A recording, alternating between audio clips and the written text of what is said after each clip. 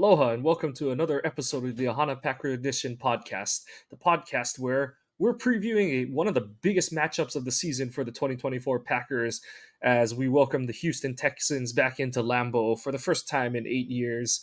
Joe, this one is a marquee game, and you're already seeing a lot of people complaining, bitching, and moaning that it should have been flexed and all that kind of stuff, but it's a good testing spot for the Packers at this point, and this is another one of those measuring stick games where it's like we're gonna find out what you're made of, and yeah, we'll see what happens with this game. Well, that's not the only thing people are complaining about. This is the first game that they're going to use their winter is coming uniforms, and well, why are you doing it now? Why are you doing it at noon? It should. Well, kind of player safety. You don't want all white uniforms in a snowstorm, that's asking for trouble. But I get it. It should be in prime time, but it is what it is. And I know the primetime games are ugly as shit. So I get that too, but what's the flex rules anymore? It's like 12 days out, isn't it? Something like that. So it's they're too close in or whatever. So it would have had to. Well, have I wasn't thinking week. of that. I was trying to think of what the Packers was looking at like 12 weeks ago. Or 12 days ago. Yeah, 12 days ago. Sorry. Oh, no, you're good. So basically like a week from when we were recording, because it's like 12 days ahead of the game. So like a week ago yesterday or something like that. So yeah, I guess they were coming off of a bounce back win against the Rams, but it's like we just the Rams are beat up and stuff, so yeah. Because it's 12 days ahead of the game. Yeah, I don't know. Like I said, I get what they're saying. Right. So I get what they're saying about complaining that it should be flexed, but whatever. I mean, enjoy the noon game. Half of you are going to be crocked anyway by the time noon hits around, so it doesn't matter what time it is. And if you're not, you'll be. But yeah, it should be a big test. No shit. But yeah, it should be a big test. I know they didn't look great against the Vikings, but they went like 5-0 since then. Stroud is obviously he shut me up in a way. I did like him a little bit better than a lot of the other Ohio State quarterbacks. I know that was one thing Nick used to call me out on is, don't helmet scout, but like I kept telling people, until you give me a reason not to say it, that I'm going to say it. And so far Alabama's still holding true, but Stroud seems to be what's the word for it? Breaking the mold. Yeah, he's busting breaking the mold. There you go. Yeah, and it wasn't just the whole like it's just the helmet, but it made sense because it was the whole okay, these guys were all really touted prospects when they came out of high school. They were good college players, but there is something to be said where you play with the best wide receivers against subpar opposition. And how does it look when your skill players are on an even playing field? But his innate abilities as a passer definitely have played up as a professional, and I'm glad for him because as a Michigan fan, we had to face him, and it was always a big matchup. And to his credit, he was never like. I never hated him as an Ohio State player. It was more just like we've got to beat that guy kind of thing. It was more on the respect side of the rivalry than like a true like, oh, this guy's a douche or anything like that. But before we get into the Texans, the Packers also made one other big change heading into the game. They jettisoned Narvison, brought in Brandon McManus, which has its own can of worms that some people are completely looking past and some people are keeping an eye on and stuff. Yeah, I'm more in the camp. I'm not super comfortable with the move because, his lawyer is saying that his case got dismissed or, he used it's resolved, I think is the phrase he used. And Goot said that the team did their due diligence. They didn't just rely on the league's investigation. But my whole thing is like, okay, and so I think everyone needs to get their reality, their expectations checked too, because McManus, he's been a solid NFL kicker, but it's not like he's a high 80s, low 90s kicker. And I know that that's not the norm for anyone, but he's in line with Mason's average. And I've seen some people also say like, oh, he's a proven playoff performer, but I'm like, he hasn't been in the fucking playoffs since the Broncos. He was on the Broncos team that won the Super Bowl, but the Broncos didn't make the playoffs since they won the Super Bowl. So it's like that was 9 years ago, and you're telling me that that's supposed to be a tell of how he's gonna do if like they're in the postseason again. So a lot of different expectation shifts that need to happen, but you know basically it's kind of came down to all the signs point to it came down to what the two of us have been talking about in terms of Narvison. You know, it would have been better if he missed kicks in different ways, but he kept missing the same way every time. And he's he I forget, I think it was Huber, he had an article where he said like, oh no, it was Brettel, it was Paul Brettel. He had an article where it's like, oh, talk to Narvison, and he talked about how, oh, like, yeah, we've identified this thing, but he just didn't get it fixed, and the straw broke the camel's back multiple times, and it was done. Well, I think they said that he did get it fixed, but it wasn't in games. It was able to get fixed during practice, but it wasn't happening during the games. And for all And that and and honestly, it's like that doesn't matter. Like it doesn't matter if it's not translating over to the game. It's one of those, I'd rather have the good game day player than the practice player, because it's like practice who, like, there's a certain point where, all right, cool, it gets into that Parcells realm of like your what did he say, your potential is going to get me fired. So it got into that realm of like, can't be affording to lose opportunities because you're missing kicks anymore. so Brandon McManus. So I want to say it was on Twitter. I saw this. It could have been on Reddit too. I don't remember. A lot of my stuff is mixing together anymore. But they put it perfectly. They said we basically brought back an older Anders Carlson.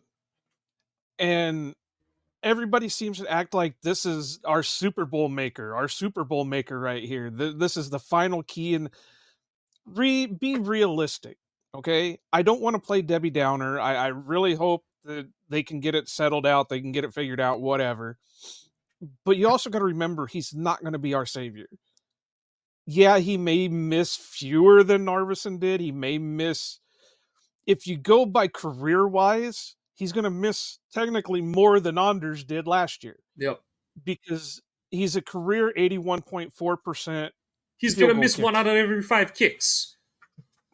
Right. And Anders was an 81.8% field goal kicker. So it's one of those things that in the end they should have just held on to Anders. Yeah, I it's on the Ramage show, or was it on this one, that I said that the way that I would have handled things was I would have kept Anders and signed Narvison to the practice squad. I mean, you could have kept what's his face from Australia as Dale. your IP, Yeah, it but sign Narvison to your practice squad. If things went south with Anders, you got Narvison, and that at least gives him time to work on things in practice and all that shit. and you still have the extra motivation factor. Like they're all jockeying for position, kind of like Hale is the one that's definitely lowest on the totem pole, because it's like, yeah, like he literally, not, I want to say literally, but he basically doesn't cost anything against the roster because he has that exception, the international player exception. But yeah, it's like you said, and then who knows, like, even if it's the whole like, oh, Anders is missing kicks in practice kind of thing, but Narvison is perfect. It's like, okay, you like elevate him and have him kick in a game, it's like, oh shit, he just shanked 2 of them kind of thing and stuff. So yeah, like this is where like roster construction forces your hand. You like, and Gutekunst kind of lamented like, oh, should he have had more patience, this and that. But that's the damned if you do, damned if you don't about specialists. Is like you really only can carry one of them on your roster and on your active roster, and then it's just whatever you can get creative with in terms of practice squad and all that kind of stuff. But what it really just shows is like there is a a deficiency. There's a market deficiency on kickers in the league.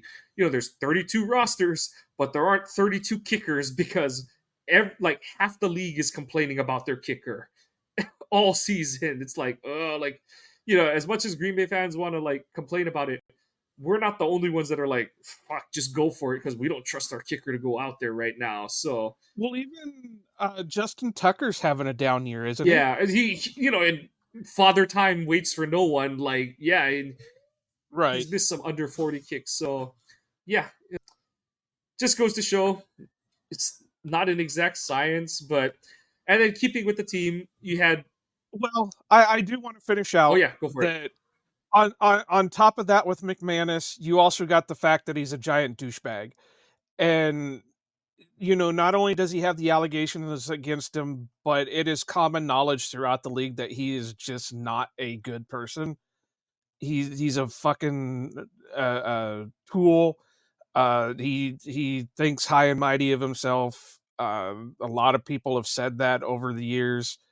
So it really does take him out of what Green Bay normally brings into, and that just kind of shows how desperate they are for The things. move reeks of desperation. Like they don't want to say that it does, but it really does. And it makes me wonder what the hell's wrong with Riley Patterson.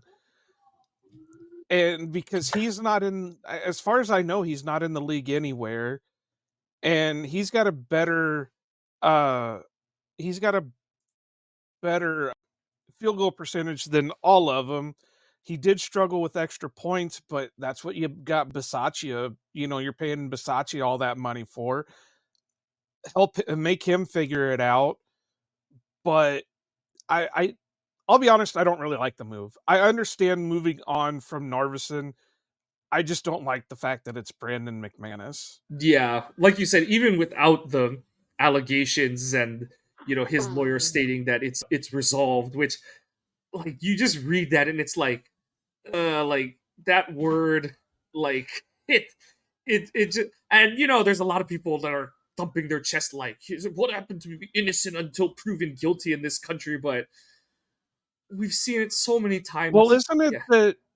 that the criminal aspect is resolved, but the civil aspect is still in play? Yep. Yeah, so I So mean, I get the whole innocent until you're proven guilty thing, but it's just not a it good still shows situation. that Yeah. it's not a good situation, and it still shows that he's that kind of douchebag that he's that some everything comes from some kind of situation. Yeah. Did he actually do it? We don't know. But something happened to make those women want to uh go against him. Yeah. So whether it was just a shakedown, like I think the lawyer was quoted Yeah. as saying, whether it was there's a reason why this is all going on, whether it's his fault, their fault, whatever. That just shows if it's not his fault and it's their fault, he put him in that situation, himself in that situation. Yep. But That's why it's the whole women would rather be around a bear than a man type thing. yeah, it's like you said, there's numerous reasons why it's hard to get excited from it. And like I said, not that it would make it okay, but even from just a pure football perspective, it's not like this dude had the golden leg or anything like that. So, but to stop circling around how uneasy, disliking we have for this move, Packers had a pretty good first practice back after the game. Only 3 DNPs. Wyatt Wooden, which not great, being another D lineman. And then Kenny, or not Kenny, sorry, Elton was a DNP, but he hasn't participated on a Wednesday in a few weeks already at this point. I know they listed as a knee, but I feel like it's kind of just a way to give him veteran rest because he's been he doesn't even have a designation by the time it comes to Friday the last couple weeks. So I think it's much ado about nothing. But then, the, Well, I got a question for you yeah, though. So, and just opinion, whatever, because it just made me think about something because, and who knows what their plans are, but it says Jonathan Ford was a full participant and he's got to be coming up on needing to be activated or whatever.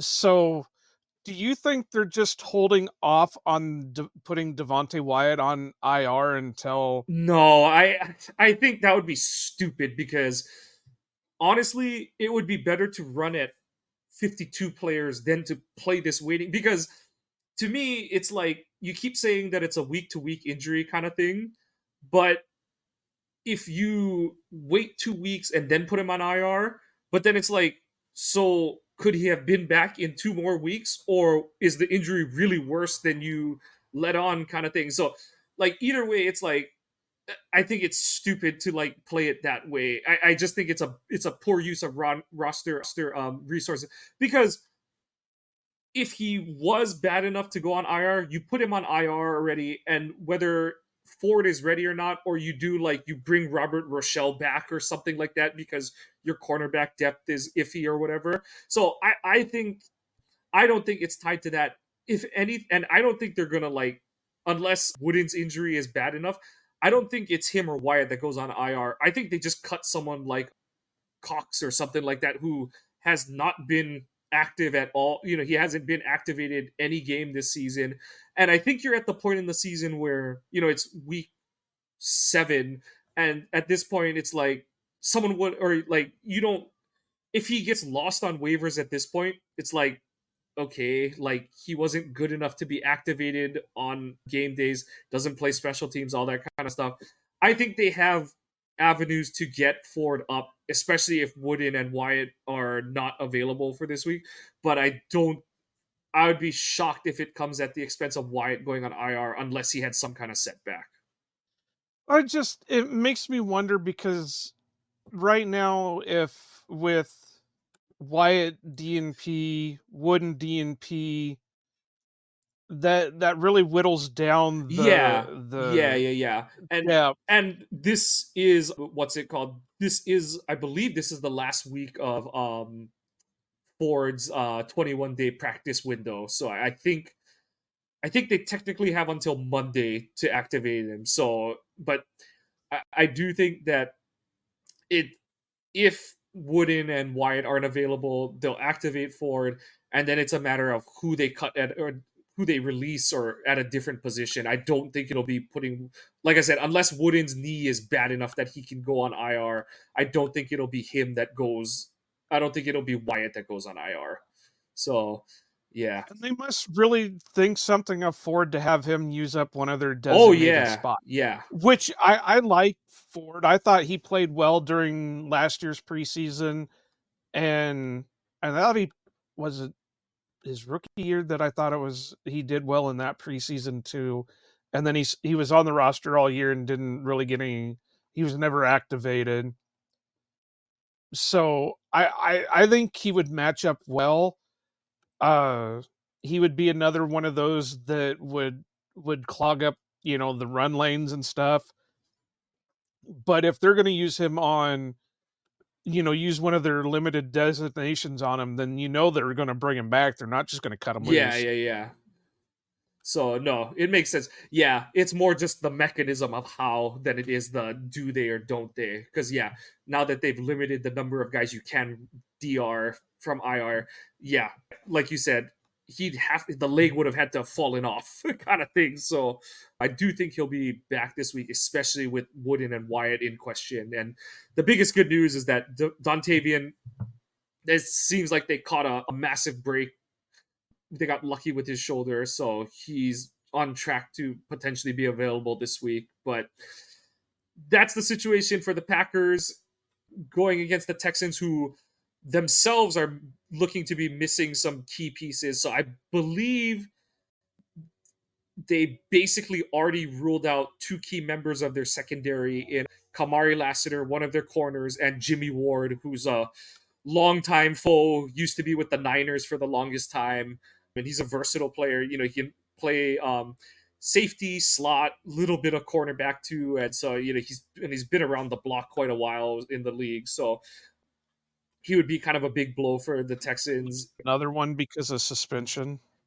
Yeah, and then the big one is that Nico Collins will definitely not play in the game because this is his second game that he'll have to miss for injury reserve. So that's the big one for the Texans. So also not participating for them, Al Shair, they're one of their starting inside linebackers.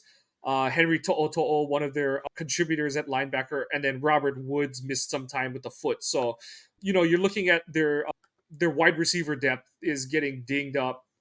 They're still pretty loaded at that spot. They're bringing Stephon Diggs, Tank Dell, and then John Michie to the field, who are all healthy if Woods also can't go.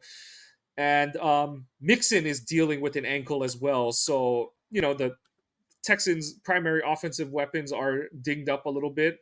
But, Stroud has proven himself to be a solid quarterback, and their O-line has been pretty good outside of that Vikings game. So I do wonder if Hafley is going to try and employ some of the same things where, the Flores' bear front really screwed up the Texans in terms of pass protection.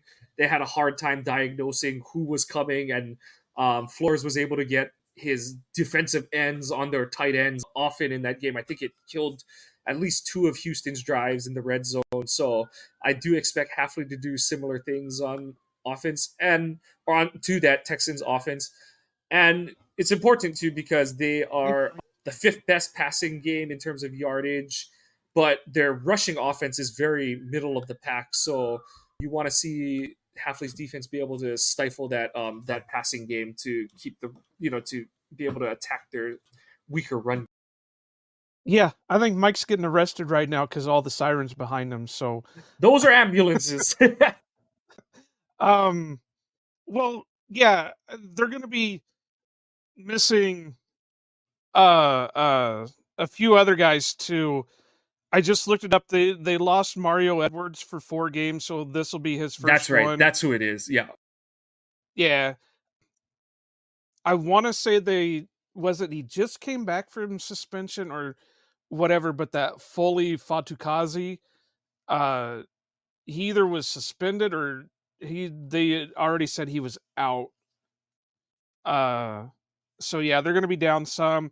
And then Laramie Tunsil is a limited participation with ankle, but that could be something similar to like the Elton and Kenny Clark thing. Yeah, I think it's more vet Uh, rest kind of thing because he's of the same age as our guys. So yeah, I wouldn't read too much into that unless he has he what's it called? He has a decrease in his participation level as the week goes on. so, and I think stat wise, he's been holding up pretty good. I want to say he hasn't allowed a pressure this year or something like that. Is that what I read Something correctly? close to that, or he's been in a lot of those. This week didn't give up a pressure kind of thing. I think he has given up a couple so far, but I mean, Tunsil remains one of the best pass blocking tackles in the league. One thing to watch out for is this O line has had its issues with the what's they call it areas when Focus areas or the officials they prime in on specific penalties to call. I forget what the phrase that they call it is yeah, I know what you're escaping talking me about. I right now, can't think of but it either. they have gotten dinged. I saw it in the Bears game. I heard it happen a bunch in the Vikings game where both their tackles, but primarily their right tackle got called for that, lined up in the backfield thing and stuff. So that's something to watch out for. But like I said, I think one of the keys is for Hafley to mix up his pass rush looks. Not necessarily having to blitz a whole bunch, but just testing, poking and prodding this O line to see how they're going to respond to different pre-snap looks and movement and things like that, because they, like I said, they did have issues with it against the Vikings a couple weeks ago. And one of the weird things is, as much as this offense has been touted and they do have good, like if you just look at their overall stats, they're, you're kind of like, okay, this is a solid, this should be a solid offense and stuff. But, they only rank 14th in points per game. They're 6th in yards per game. But there's a lot of areas where they're just kind of middle of the pack. And like I said, you watch that Sunday night game against the Bears. And I know the Bears defense has been pretty good since, the back half of last season and into the start of this season. But for an offense that's supposed to be, to have the firepower to have the Texans on the brink of being a potential playoff championship contender in the AFC, they've kind of underwhelmed so far this season. So it's on Hafley and his unit to keep the pressure on them and not let this be the game where they find their footing going forward. I think a lot of it might be Stroud just being a young quarterback. He is completing 68.3 of his passes, or percent of his passes. He has given up the ball a little bit. He's thrown 4 interceptions. He's been hit, sacked 16 times. Right. And that is a lot. Like that's a lot so far in a season. That's on par with some of Rodgers, like his early starter season where he was getting sacked like 50 times in a season kind of thing. That's the pace that Stroud is on right now. And did you say they were saying Mixon was out for this game? No. He's just dinged up. I know that he's been dealing with an ankle injury. So, like, even last week, you can tell he just doesn't have his breakaway speed right now. But even more reason you got to be disciplined and, don't let him feel good about himself early in a game kind of thing. Like, just, nothing dirty, but you got to bang him. You got to hit him, get him down and stuff. So, take advantage of him not being at full throttle. Yeah, because he's averaging pretty good. He's 5.5 average. So obviously, their offense has some weapons to it. Nico's out, so that really hurts a lot of it. But, they still have the shell of Stephon Diggs down there. Tank Dell. I was trying to think of who was talking about it, but how they wanted to see, or who they wanted to see Jair on, and they said, "Oh, Stephon Diggs." No, I think he matches up better with Dell. Dell's going to be the guy that needs to be zeroed in on, because that seems to be Stroud's safety valve, and he's got the